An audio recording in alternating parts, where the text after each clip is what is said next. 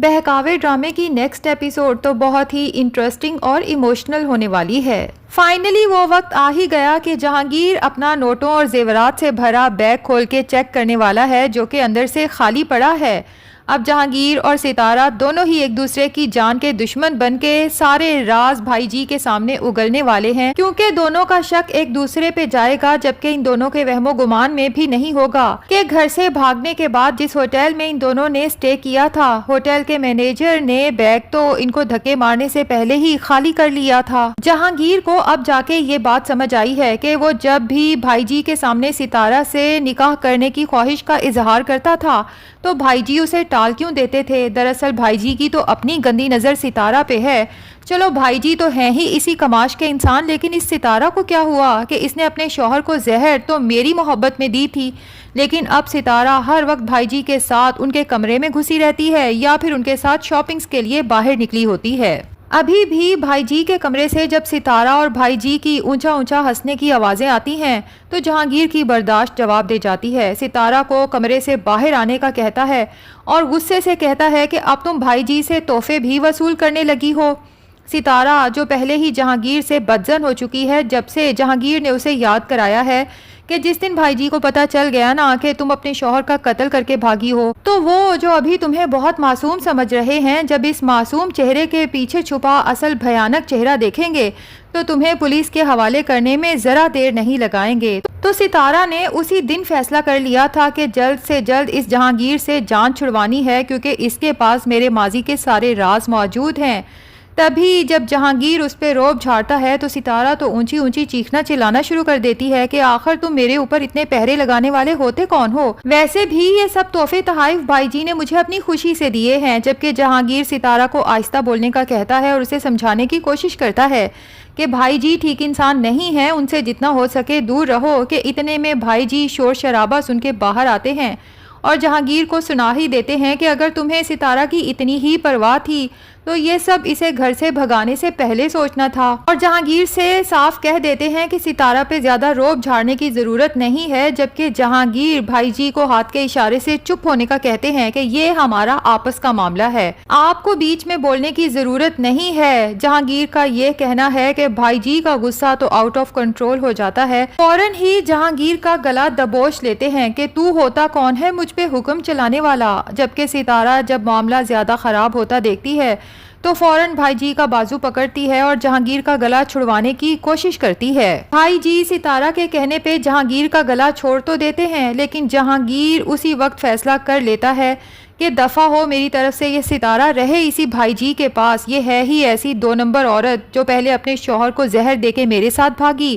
اور اب بھائی جی کی دولت سے مروب ہو کے میری آنکھوں میں دھول جھونک رہی ہے۔ لیکن یہ بھی سوچ لیتا ہے کہ یہاں سے جانے سے پہلے ستارہ کے بارے میں تو سب کچھ بھائی جی کو بتا کے ہی نکلوں گا۔ تبھی رات کے وقت بھائی جی کے پاس جاتا ہے، معافی مانگتا ہے اور کہتا ہے بھائی جی اس عورت پہ زیادہ بھروسہ مت کرنا، بہت ہی خطرناک عورت ہے، اور پھر بتا دیتا ہے کہ کس طرح میری محبت میں اس نے اپنے پہلے شوہر کو زہر دے کے مارا ہے۔ میں تو خود اس کے حسن کے فریب میں آ کے دل ہار بیٹھا تھا، لیکن یقین کریں کہ یہ عورت کسی کی نہیں۔ دوسری طرف زبیر ہے جسے اب اٹھتے بیٹھتے زینت اور بچیوں کی یاد ستاتی ہے، اور جو کچھ اس نے ان لوگوں کے ساتھ کیا اس کے لیے شدید احساس ندامت کا شکار ہو چکا ہے، اور اسے افسوس ہوتا ہے کہ میں نے زینت کو اپنی اس ماں اور بہن کی خدمت پہ لگا کے رکھا کہ اگر میری ماں اور بہن تم سے خوش رہیں گی تبھی تم اس گھر میں رہ سکتی ہو، لیکن جب سے زینت گئی ہے اپنی ماں اور بہن کی اصلیت بھی زبیر کو نظر آنے لگی ہے، خاص طور پہ جب سے زبیر اندھا ہوا ہے۔ سمجھو اس کی بینائی تو چلی گئی لیکن آنکھیں اب کھلی ہیں کہ جن گھر والوں کے لیے اپنی بیوی پر اپنی بچیوں پر ظلم ڈھایا اور کھوتے کی طرح کما کما کے ان کو خوش کرنے کی کوشش کرتا رہا، اب اگر میرے اوپر برا وقت آیا ہے تو میرے لیے 2 وقت کی روٹی بنانا بھی ان کے لیے پہاڑ کو جوئے شیر لانے کے مترادف ہے۔ اسی وجہ سے زبیر زینت کو یاد کر کے اونچا اونچا روتا ہے تو اماں اس کے سر پہ پہنچ جاتی ہیں کہ کیا مصیبت ہے، کیا شور ڈال رکھا ہے۔ زبیر منت کرتا ہے کہ اماں ایک دفعہ کہیں سے زینت اور بچیوں کو ڈھونڈ کے لا دو، میں ان سے معافی مانگنا چاہتا ہوں، جس پہ اماں کہتی ہیں کہ پتہ نہیں کہ تم پہ زینت کے پیار کا بھوت آخر کیوں سوار ہو گیا ہے۔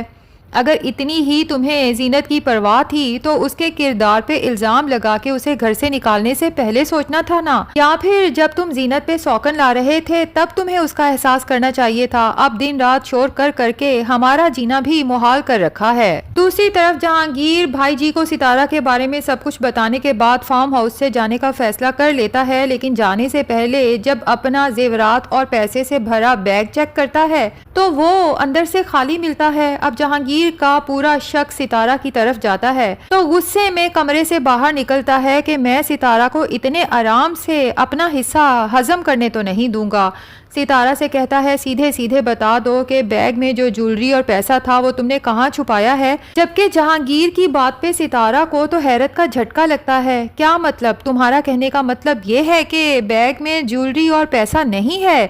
جہانگیر اور ستارہ دونوں ہی ایک دوسرے پہ شک کرتے ہیں اور پھر ہاتھا پائی پہ اتر آتے ہیں۔ اب ستارہ تو چیخ چیخ کے بھائی جی کو بلواتی ہے اور بھائی جی جب آتے ہیں ساری صورتحال کا پتہ چلتا ہے تو دونوں کو ہی شک کی نظر سے دیکھتے ہیں کہ پتہ نہیں اور کیا کچھ مجھ سے چھپا رکھا ہوگا۔ میرے ہی گھر میں مجھ سے پناہ لے کے تم لوگوں نے پیسہ اور زیور چھپا رکھا تھا اور مجھے کانوں کان خبر تک نہیں ہونے دی۔ فی الحال تو بھائی جی جہانگیر کو اپنے بندوں سے کہہ کے فارم ہاؤس سے باہر نکلوا دیتے ہیں، جبکہ ستارہ کو ابھی کچھ عرصے وہ اپنے ساتھ رکھیں گے اور ستارہ انہی خوش فہمیوں کا شکار رہے گی کہ شاید بھائی جی مجھ سے شادی کرنا چاہتے ہیں اور میرا فیوچر تو بہت برائٹ ہونے والا ہے، کیونکہ بھائی جی کے پاس جتنی دولت ہے اتنی تو ستارہ نے کبھی خوابوں میں بھی نہیں دیکھی تھی۔ لیکن ستارہ جب بہت لمبے عرصے تک بھائی جی سے شادی کا کہتی رہے گی تو ایٹ دا اینڈ بھائی جی اسے آئینہ دکھاتے ہوئے کہیں گے کہ تم جیسی مکار عورت سے شادی کون کرے گا جو اپنے پہلے شوہر کو زہر دے کے مارنے کے بعد یوں دندناتی ہوئی دوسرے آدمی کے ساتھ پھر رہی تھی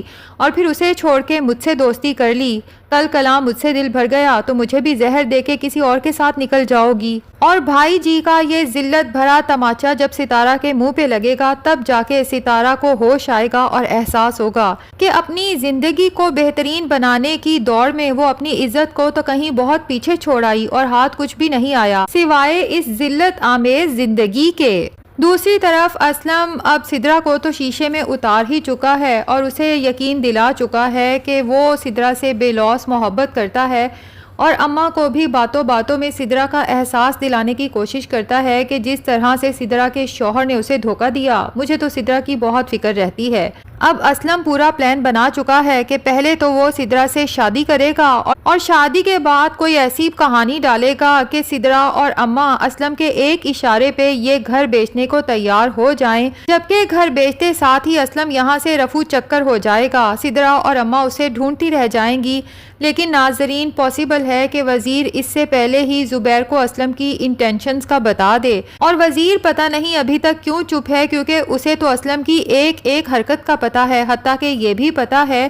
کہ زبیر کی پہلی بیوی زینت پہ اسلم کی گندی نظر تھی اور اب سدرا یعنی زبیر کی بہن پہ گندی نظر رکھ کے بیٹھا ہوا ہے، اور دکان پہ جو 2 نمبریاں کر رہا ہے وہ بھی وزیر کے سامنے ہیں۔ یا پھر یہ ممکن ہے کہ وزیر زینت سے کانٹیکٹ کرنے کی کوشش کرے اور اسے ہی ساری صورتحال سے آگاہ کرے اور یہ بھی بتا دے کہ زبیر بھائی دن رات آپ کو اور بچیوں کو یاد کر کے روتے ہیں، جبکہ زینت خود بھی زبیر سے بے تحاشا محبت کرتی ہے اور اس سے رشتہ ختم کرنا نہیں چاہتی۔ تو ہو سکتا ہے کہ جب زبیر زینت سے معافی مانگے تو زینت کھلے دل سے نہ صرف زبیر کو معاف کر دے بلکہ اسلم کی اصلیت بر وقت بتا کے زبیر کو کسی بڑے نقصان سے بچا لے۔ تو ناظرین آپ میں سے کون کون اس اسلم، ستارہ اور جہانگیر کو جلد سے جلد جیل کی سلاخوں کے پیچھے دیکھنا چاہتا ہے؟ کمنٹ سیکشن میں ضرور بتائیں۔ ویڈیو پسند آئی ہے تو لائک اور چینل کو سبسکرائب بھی ضرور کر دیں۔